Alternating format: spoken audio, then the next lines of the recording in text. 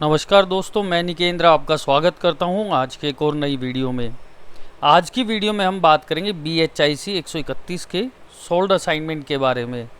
कहां से आपको क्वेश्चन पेपर डाउनलोड करना है, किस तरीके से इसके आंसर्स रहेंगे, आज की इस वीडियो में हम इन सभी चीज़ों के बारे में बात करेंगे।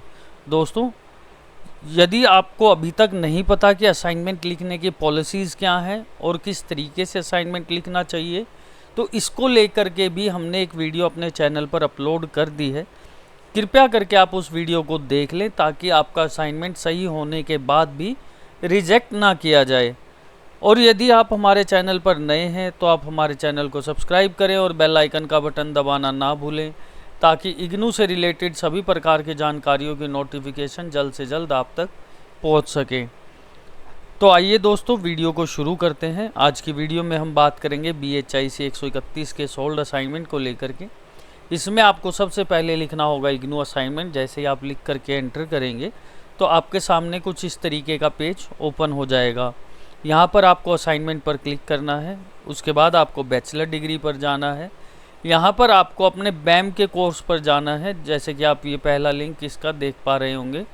यहाँ पर क्लिक करने के बाद आपके सामने जितने भी प्रोग्राम रहेंगे वो सभी ओपन हो जाएंगे। इस पेज पर थोड़ा सा नीचे स्क्रॉल करने के बाद आपको यहाँ पर BHIC 131 का सब्जेक्ट कोड देखने को मिलेगा।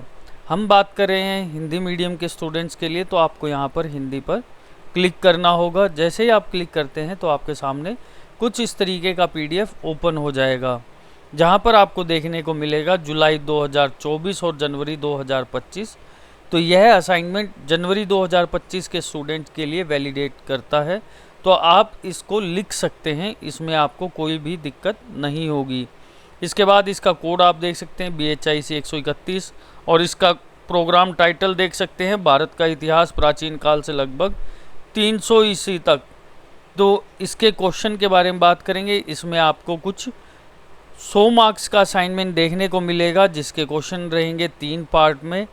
पहले पार्ट में आपको 40 मार्क्स के 2 क्वेश्चन देखने को मिलेंगे, जिसमें कि प्रत्येक क्वेश्चन 20-20 अंक का रहेगा। पहला क्वेश्चन रहेगा प्राचीन भारतीय इतिहास के निर्धारण में साहित्यिक स्रोतों के महत्व का मूल्यांकन कीजिए।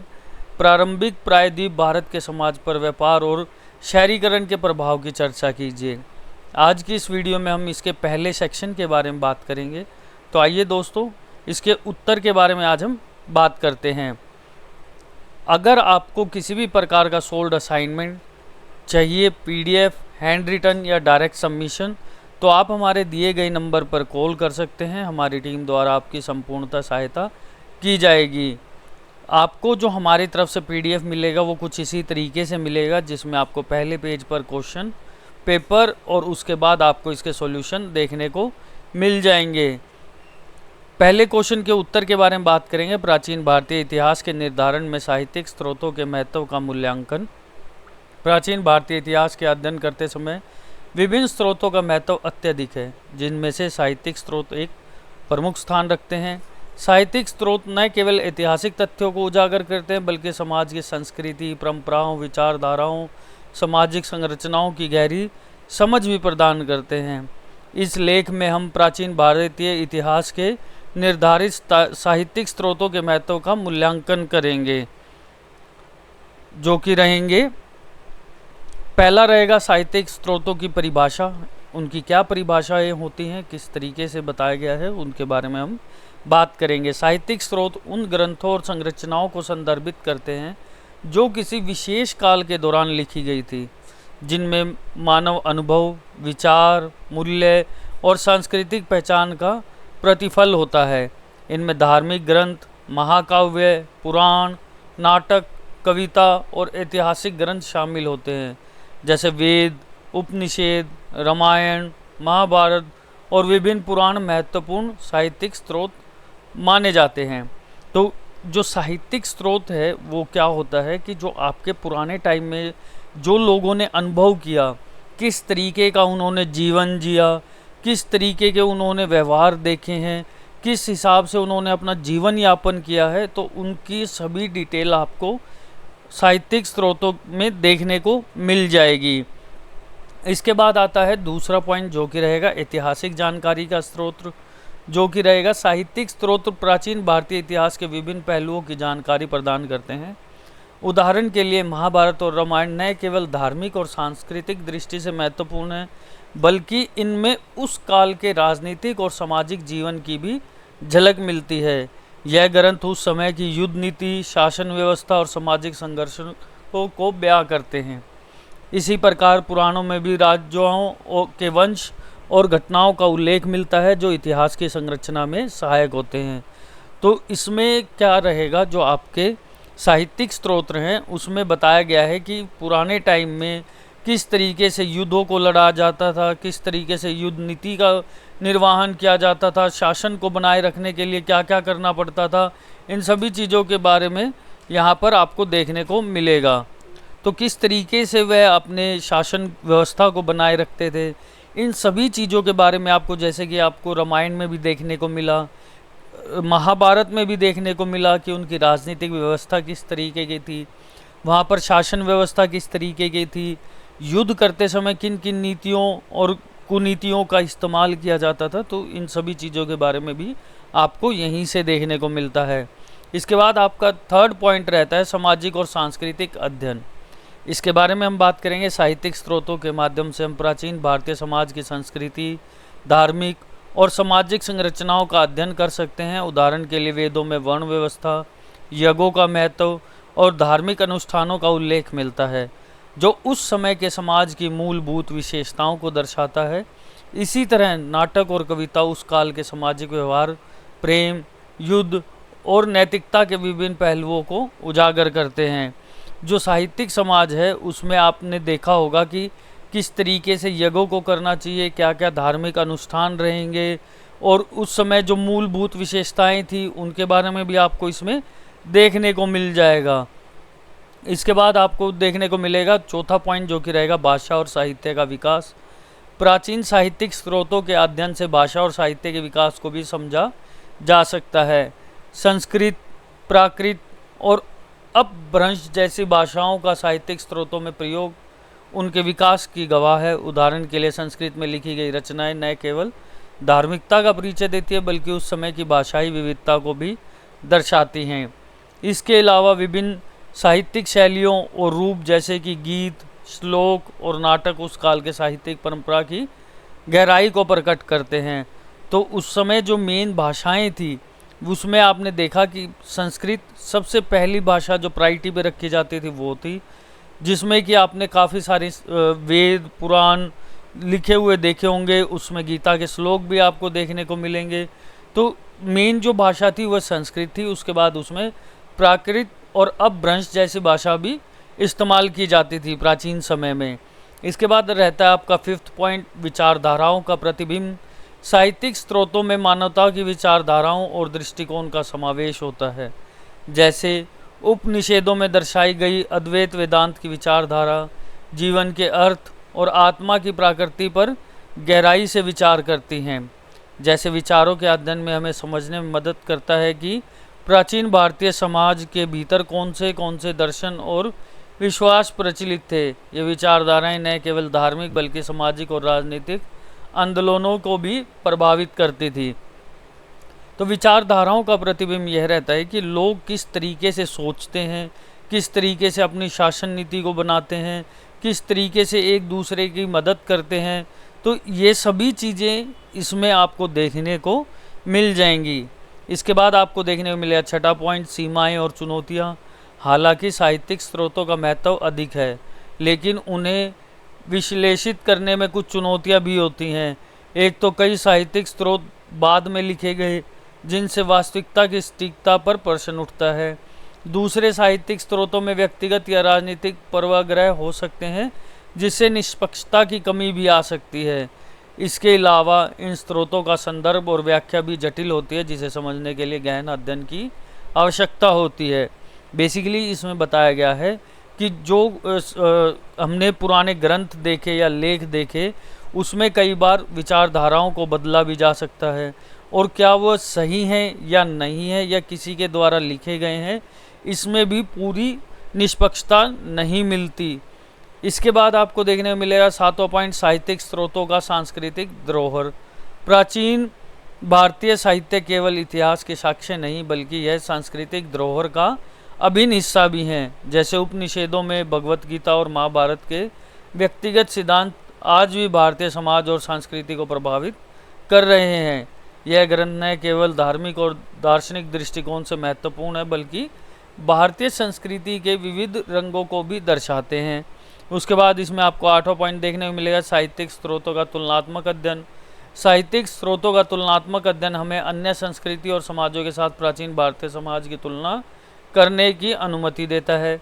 उदाहरण के लिए यदि हम रामायण और ग्रीक महाकाव्य जैसे इलियड और ओडिसी की तुलना करें तो हमें विभिन्न सभ्यताओं की नैतिकता, मानवीय मूल्यों और संघर्ष की समानताएं और भिन्नताएं देखने को मिलती हैं। यह दृष्टिकोण न केवल हमारे ज्ञान को विस्तृत करता है बल्कि विभिन्न सांस्कृतिक प्रक्रियाओं को समझने में भी सहायक होता है। इसके बाद इसमें 9वां पॉइंट आपको देखने को मिलेगा, आधुनिक अनुसंधान में साहित्यिक स्रोतों की भूमिका। आधुनिक इतिहासकार और शोधकर्ता साहित्यिक स्रोतों का उपयोग करते हैं ताकि वे प्राचीन भारत की जटिलताओं को और अधिक स्पष्टता से समझ सकें।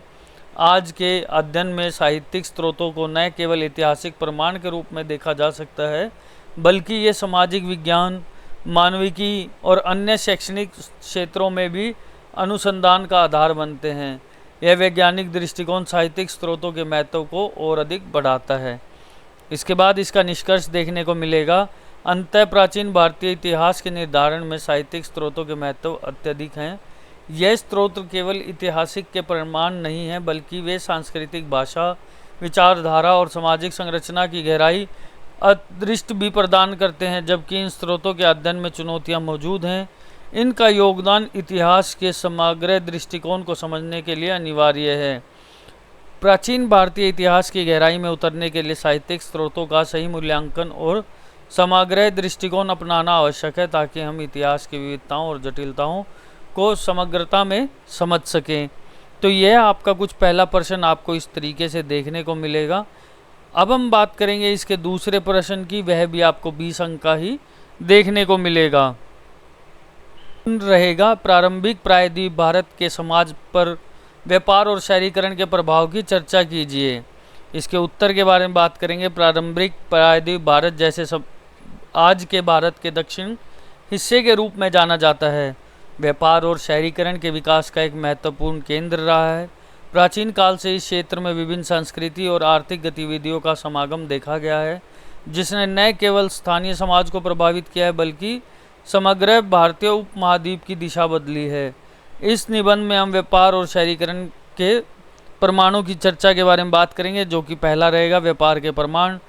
प्रारंभिक प्रायद्वीप भारत के व्यापार का आरंभिक प्रमाण समुद्री और थल मार्गों के विकास में देखा जा सकता है।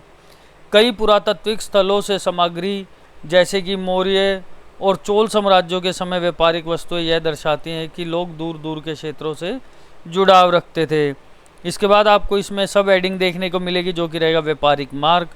दक्षिण भारत के प्रमुख व्यापारी मार्गों में रेशम मार्ग और समुद्री व्यापार मार्ग शामिल थे। इन मार्गों के माध्यम से भारतीय व्यापारी विदेशी भूमि से वस्त्र, मसाले और अन्य सामग्री का आयात निर्यात करते थे। इस व्यापार ने न केवल आर्थिक समृद्धि लाई बल्कि संस्कृति आदान प्रदान को भी बढ़ावा दिया। इसके बाद इसका जो सेकंड पॉइंट रहेगा वह रहेगा उपनिवेशक व्यापार केंद्र। दक्षिणी भारत के प्रमुख शहरों जैसे कि मुर्दई, कांची और तंजावुर ने व्यापारिक गतिविधियों का एक केंद्र बनाकर उभरे, जहां के बाजारों में स्थानीय उत्पादों के साथ साथ विदेशी वस्तुओं की भी बिक्री होती थी। इससे समाज में एक नई आर्थिक गतिशीलता का विकास हुआ। इसके बाद सेकंड पॉइंट रहेगा शहरीकरण के प्रमाण। व्यापार के साथ साथ प्रायद्वीप भारत में शहरीकरण की प्रक्रिया भी तेजी से बढ़ी। प्रमुख नगरों की स्थापना और उनका विकास इस बात का प्रमाण है कि समाज ने किसी प्रकार शहरी जीवन की ओर अग्रसर होना शुरू कर दिया। इसके सब हेडिंग रहेगी नगरों का विकास। प्रारंभिक शहरी क्षेत्र जैसे कि द्वारका, कांची और तंजावुर ने व्यापारिक गतिविधियों के कारण तेजी से विकास किया। यहाँ पर संगठित बाजार, सार्वजनिक स्थल और औद्योगिक क्षेत्र विकसित हुए। यह नगर न केवल व्यापार के लिए महत्वपूर्ण थे बल्कि सांस्कृतिक और धार्मिक गतिविधियों का भी केंद्र बने। सामाजिक जो संरचना है उसके बारे में बात करेंगे। शहरीकरण के साथ साथ समाज की संरचना में भी बदलाव आया। नगरों में विभिन्न व्यवसायों के लिए लोगों का एकत्रित होना और भारतीय और जातीय और वर्गीय संरचनाओं का विकास हुआ। यह समाज की विविधता और शहरी जीवन को समृद्ध बनाता है। सामाजिक प्रभाव, व्यापार और शहरीकरण का समाज पर गहरा प्रभाव पड़ा। इससे न केवल आर्थिक प्रगति की दिशा में महत्वपूर्ण योगदान दिया बल्कि सामाजिक और सांस्कृतिक परिवर्तन को भी उत्प्रेरित किया। इसके जो सब हेडिंग रहेगी वह रहेगी आर्थिक समृद्धि। भारत व्यापार ने स्थानीय आर्थिक व्यवस्था को मजबूती दी। नए व्यवसायों का उदय, वस्त्र उद्योग का विकास और कृषि उत्पादन में वृद्धि ने समाज में धन का संचार किया। इससे नगरों के जीवन में सुधार हुआ और शहर जीवन की आवश्यकताएं भी बढ़ी। सांस्कृतिक आदान प्रदान, व्यापार के माध्यम से विभिन्न संस्कृतियों का आपस में मिलन हुआ। विदेशी व्यापारियों के आगमन ने नई परंपराओं, विचारों और कलाओं को लाया। उदाहरण के लिए प्रायद्वीप भारत में बौद्ध धर्म और जैन धर्म का इसी सामाजिक और सांस्कृतिक मिलन का परिणाम था। राजनीतिक परिवर्तन, शहरीकरण ने राजनीतिक संरचना को प्रभावित किया। व्यापारिक गतिविधियों के कारण शक्तिशाली राज्य और साम्राज्य उभरे जो अपने क्षेत्र, व्यापार और सुरक्षा बढ़ावे के लिए जागरूक रहे। इससे समाजवादी दृष्टिकोण में भी बदलाव आया और स्थानीय नेतृत्व की भी भूमिका भी बदली। चौथा पॉइंट रहेगा शहरीकरण के प्रभाव। शहरीकरण ने न केवल आर्थिक और सामाजिक जीवन को प्रभावित किया बल्कि विभिन्न स्तरों पर भी बदलाव लाए। शिक्षा और ज्ञान का प्रसार, शहरी क्षेत्रों में शिक्षा का प्रचार प्रसार हुआ जिससे ज्ञान के नए केंद्र विकसित हुए। मंदिरों और विद्यालयों में शिक्षा का विकास हुआ जिससे समाज में जागरूकता बढ़ी। शिक्षा के माध्यम से नए विचारों और तकनीकों का आगमन हुआ जिसने समाज को नई दिशा दिखाई। इसके बाद इसमें आपको देखने को मिलेगा धार्मिक और सांस्कृतिक केंद्र और स्वास्थ्य और जीवन के स्तर में भी काफ़ी ज़्यादा सुधार किए गए। जैसे कि आप देख पा रहे होंगे अपनी स्क्रीन से, इसे आप देख करके लिख सकते हैं। ये बहुत ही सरल भाषा में आपको देखने को मिलेगा। इसके बाद आपको देखने को मिलेगा व्यापार और शहरीकरण के दीर्घकालीन परिणाम। प्रारंभिक प्रायद्वीप भारत में व्यापार और शहरीकरण के दीर्घकालीन परिणाम आज भी स्पष्ट हैं। आधुनिक भारत की नींव, आज भारत का व्यापार और शहरीकरण के प्रभाव से अछूता नहीं है। प्राचीन व्यापारिक मार्गों और शहरी केंद्रों ने आज के आर्थिक विकास और सामाजिक संरचनाओं की नींव रखी थी। इसके बाद इसका सेकंड पॉइंट देखने को मिलेगा वैश्वीकरण और सांस्कृतिक समागम। आधुनिक युग में वैश्वीकरण ने भी ऐतिहासिक परंपरा को आगे बढ़ाया। आज भी विभिन्न संस्कृतियों का मिलन, व्यापारिक संबंध और शहरीकरण विकास जारी हैं जो प्राचीन काल से चली आ रही परंपरा का एक हिस्सा हैं। इसके बाद इसमें आपको एक निष्कर्ष देखने को मिलेगा जिसे देख करके भी आप लिख सकते हैं। दोस्तों नेक्स्ट वीडियो में हम इसके तीसरे प्रश्न के बारे में बात करेंगे जो कि रहेगा मौर्य शासन की स्थापना में सहायक प्रमुख घटनाओं को रेखांकित कीजिए। तो इसके सेकंड पार्ट में भी बने रहिएगा ताकि आपको संपूर्णतः सॉल्यूशन मिल सके इस पूरी असाइनमेंट को लेकर के। दोस्तों यदि वीडियो में दी गई जानकारी अच्छी लगी हो तो चैनल को सब्सक्राइब करें और बेल आइकन का बटन दबाना ना भूलें ताकि इग्नू से रिलेटेड सभी प्रकार की जानकारियों की नोटिफिकेशन जल्द से जल्द आप तक पहुंच सके। वीडियो में अंत तक बने रहने के लिए आपका बहुत बहुत धन्यवाद।